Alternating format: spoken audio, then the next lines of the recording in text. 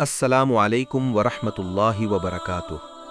मेरे प्यारे भाइयों और बहनों, रमज़ानुल मुबारक करीब आते ही हम सब के दिल में एक खूबसूरत इरादा पैदा होता है कि इस बार रमज़ान में पूरा कुरान पढ़ूंगा, इस बार रोज़ एक पारा ज़रूर मुकम्मल करूंगा।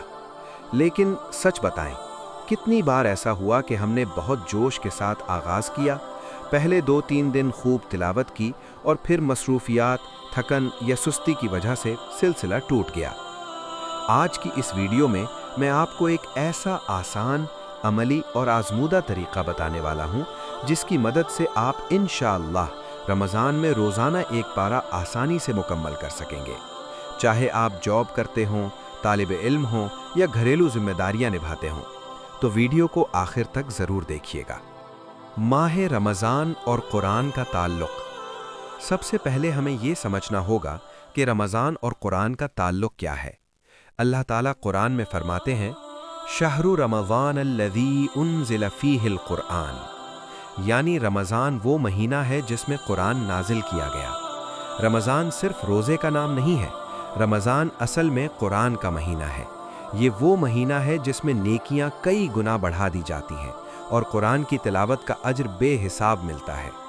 हज़रत जिब्राईल अलैहिस्सलाम हर रमज़ान में हुज़ूर अकरम सल्लल्लाहु अलैहि वसल्लम के साथ कुरान का दौर किया करते थे। ये हमें सिखाता है कि रमज़ान में कुरान से ख़ास ताल्लुक़ कायम करना सुन्नत नबवी है। एक पारा कितना होता है? अब सबसे अहम सवाल, क्या रोज़ एक पारा पढ़ना मुश्किल है? आइए हिसाब लगाते हैं। एक पारा तकरीबन 20 सफ़हात पर मुश्तमिल होता है। अगर आप आराम से पढ़ें तो 20 सफ़हात पढ़ने में तकरीबन 30 से 40 मिनट लगते हैं। क्या 24 घंटों में से 30 मिनट निकालना मुमकिन है? हरगिज़ नहीं। मसला वक्त की कमी नहीं, मसला प्लानिंग की कमी है। तरीका नंबर 1, नमाजों के साथ तकसीम। ये सबसे आसान और कामयाब तरीका है। एक पारा बराबर 20 सफ़हात, 5 नमाजें बराबर 5 मवाक़े। अगर आप हर फ़र्ज़ नमाज के बाद सिर्फ 4 सफ़हात पढ़ लें, फजर के बाद 4 सफ़हात, ज़ोहर के बाद 4 सफ़हात, असर के बाद 4 सफ़हात, मगरिब के बाद 4 सफ़हात, इशा के बाद 4 सफ़हात, तो दिन ख़त्म होने तक पूरा एक पारा मुकम्मल। न बोझ, न थकन, न परेशानी, सिर्फ 5 से 7 मिनट हर नमाज के बाद। सोचिए, अगर हम नमाज के बाद मोबाइल चेक कर सकते हैं तो कुरान के 4 सफ़हात क्यों नहीं पढ़ सकते? तरीका नंबर 2, सहरी और इफ्तार प्लान। कुछ लोग दिन में मसरूफ़ होते हैं, उनके लिए ये तरीका बेहतरीन है। सहरी के बाद 10 सफ़हात, इफ्तार से पहले 10 सफ़हात, बस एक पारा मुकम्मल। सहरी के बाद का वक्त बहुत बाबरकत होता है, जहन पुरसुकून होता है, दिल नर्म होता है। इसी तरह इफ्तार से पहले की दुआएं कबूल होती हैं। इस वक्त कुरान पढ़ने का नूर दिल पर ख़ास असर करता है। तरीका नंबर 3, ऑडियो कुरान के साथ। अगर आप दफ्तर जाते हैं या सफ़र ज़्यादा करते हैं तो ऑडियो कुरान सुनने की आदत डालें। ड्राइविंग करते हुए, चलते फिरते, किचन में काम करते हुए सुने और जहां मुमकिन हो साथ साथ पढ़ें। ये तरीका ख़ास तौर पर उन बहनों के लिए बहुत मुफीद है जो घरेलू कामों में मसरूफ़ रहती हैं। नीयत की ताकत। मेरे भाइयों और बहनों, सबसे अहम चीज़ है नीयत। अगर नीयत पक्की हो तो रास्ते खुद ब खुद आसान हो जाते हैं। शैतान हमें यही सोच देता है कि तुमसे नहीं होगा, कल से शुरू करना, आज बहुत थका हुआ हूँ। लेकिन याद रखिए, अल्लाह ताला हमारे इरादे को देखते हैं। अगर हम एक कदम बढ़ाते हैं तो अल्लाह हमारे लिए रास्ते खोल देते हैं। आम गलतियाँ।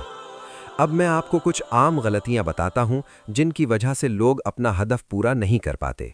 पहले, शुरू में बहुत ज़्यादा पढ़ लेना। दूसरे, एक वक्त मुकर्रर न करना। तीसरे, मोबाइल में वक्त ज़ाया करना। चौथे, थकन को बहाना बना लेना। याद रखें, कंसिस्टेंसी क्वांटिटी से ज़्यादा अहम है। रोज़ थोड़ा मगर मुस्तकिल। हौसला अफजाई की मिसाल। सोचिए, अगर आप रोज़ एक पारा पढ़ें तो 30 दिन में पूरा कुरान मुकम्मल हो जाएगा।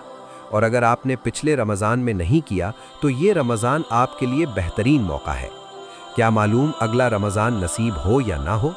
ये जुमला दिल को हिला देने के लिए काफ़ी है। रूहानी फ़वाइद। रोज़ाना एक पारा पढ़ने के फ़ायदे। वी, दिल को सुकून मिलता है। वी, गुनाहों से बचने की ताकत मिलती है। वी, दुआ में खुशू आता है। वी, ایمان مضبوط ہوتا ہے، وی اللہ کی رحمت شامل حال ہوتی ہے۔ قرآن صرف کتاب نہیں ہے، یہ ہدایت ہے، نور ہے، شفا ہے۔ عملی پلان ابھی بنائیں، ابھی اسی وقت فیصلہ کریں آپ کون سا طریقہ اپنائیں گے، نماز والا طریقہ یا سحری افطار والا؟ کامنٹ میں ضرور لکھیں۔ انشاءاللہ اس رمضان روز ایک پارہ۔ جب آپ پبلکلی عہد کرتے ہیں تو اس پر قائم رہنا آسان ہو جاتا ہے۔ آخری نصیحت، رمضان صرف بھوکا رہنے کا نام نہیں ہے، رمضان خود کو بدلنے کا موقع ہے۔ اگر ہم نے قرآن کو اپنی زندگی کا حصہ بنا لیا تو ہمارا رمضان کامیاب ہو جائے گا۔ اور یاد رکھیے، قرآن قیامت کے دن شفاعت کرے گا۔